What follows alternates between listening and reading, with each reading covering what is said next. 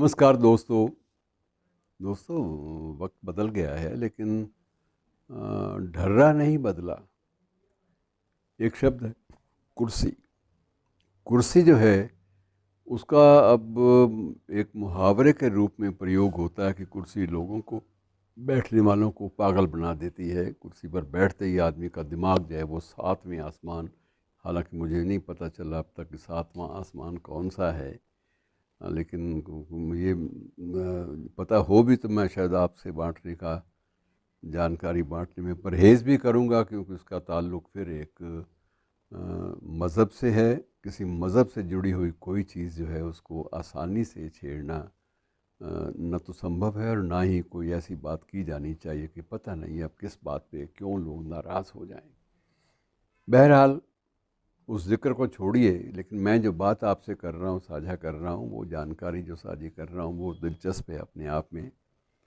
और वो जानकारी ये है मित्रों कि अब कोई भी कार्ड आपके पास, निमंत्रण पत्र आता है, विशेष रूप से कोई सरकारी किसी समारोह का, तो उस पे नीचे एक पंक्ति लिखी होती है, कृपया ये निमंत्रण पत्र साथ लेकर आएं। और ये भी कई बार लिखा होता है कि इस एक निमंत्रण पत्र पे 2 व्यक्ति ही प्रवेश कर सकते हैं और समय से आधा घंटा पहले पहुँचें या 15 मिनट पहले पहुँचें, ऐसा भी प्रावधान होता है। तो मित्रों, ये सारे प्रावधानों के बावजूद ऐसा नहीं है कि लोग इसको अपना अपमान मानते हैं। लोग समझते हैं कि कार्ड आया है तो जाना ही चाहिए, चाहे वो कहीं किसी भी बड़े व्यक्ति का हो, चाहे किसी किस्म का हो। आपका सरोकार उस फंक्शन से, उस गतिविधि से हो या ना हो, लेकिन राजभवन से कार्ड आए, सरकारी ठप्पा लगा हुआ, तो उस वक्त आपका दिल करता है कि राजभवन इसी बहाने में जाना जो है ये भी एक प्रतिष्ठा का प्रश्न है। मित्रों, आज से कुछ आप थोड़ा सा अतीत में चले जाइए। मैं लगभग आपको ले जाना चाहता हूँ 100 वर्ष के आसपास आप चले जाइए पीछे। उस वक्त ये पद होता था एक, आपको बड़ा आश्चर्य भी हो सकता है कि एक पद होता था और पद का नाम था कुर्सी नशीन। तो कुर्सी नशीन पद का एक प्रमाण पत्र होता था, जो प्रमाण पत्र ज़िला मजिस्ट्रेट की तरफ से जारी होता था।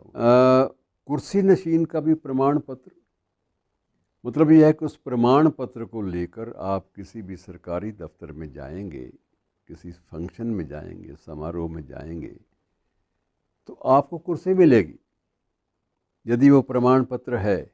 यदि वो प्रमाण पत्र नहीं है तो कुर्सी भी आपके नसीब में नहीं है।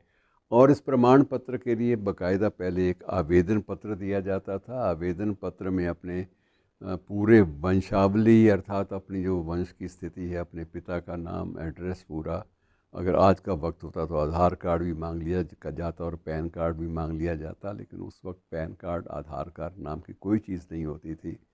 और उस वक्त एक आवेदन के साथ कुछ जानकारियाँ, और जानकारियों को प्रमाणित करने के लिए किसी न किसी महत्वपूर्ण किसी नागरिक का, महत्वपूर्ण अधिकारी का वो छोटा सा ठप्पा भी चाहिए था कि वो लगा हो। और उसके बाद आप आवेदन कीजिए। आवेदन के बाद उसकी पूरी जांच होगी, स्क्रूटनी होगी, और स्क्रूटनी के बाद ज़िला मजिस्ट्रेट के हस्ताक्षरों से आपको एक प्रमाण पत्र जारी किया जाएगा। बड़ा सुंदर उस वक्त उसकी लिखावट होती थी, और वो प्रमाण पत्र पर यद्यपि शब्द उर्दू का है लेकिन अंग्रेज़ी में लिखा होता था कुर्सी नशीन।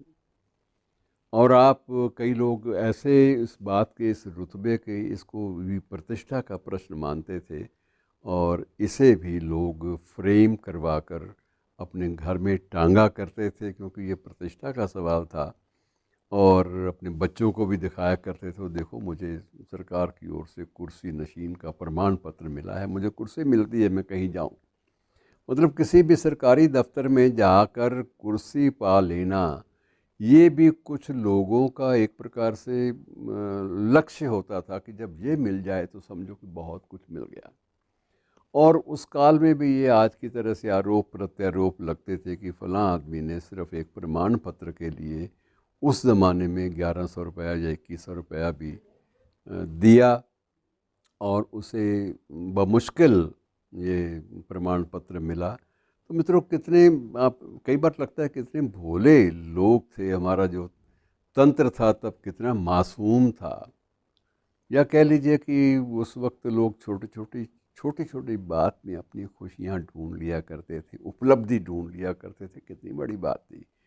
तो आज कुर्सी जो है वो पूरा का पूरा एक तंत्र है, और एक कुर्सी विधायक की या किसी भी पद की कुर्सी पाने के लिए आज जो जोड़ तोड़ होती है वो उसका अनुमान लगाना ही कई बार सिहरन पैदा करता है। शुक्रिया, धन्यवाद।